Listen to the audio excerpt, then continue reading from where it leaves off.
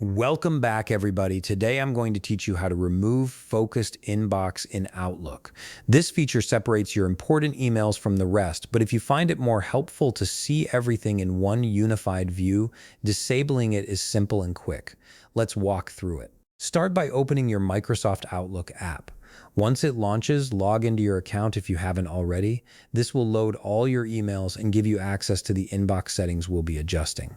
Make sure everything is fully loaded before moving forward, as this ensures all your menus and options are available to work with. Once your emails have loaded and your inbox is visible, it's time to navigate to the View menu. This menu is located on the top part of your screen, where all your main tools and options are displayed. Look for the tab labeled View and click on it. This is where Outlook keeps all the settings related to how your inbox and emails are displayed, giving you control over the layout and organization.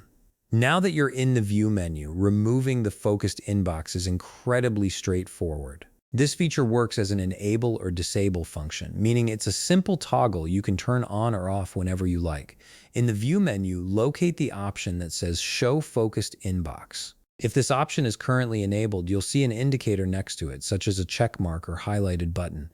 To disable the focused inbox, simply click on Show Focused Inbox again. This will remove the separation between your focused and other emails, consolidating everything into one single inbox view, and that's all there is to it. You've successfully removed the focused inbox feature in Outlook, and now all your emails will appear together in one view without any automatic sorting. This gives you full control over how you manage and prioritize your messages.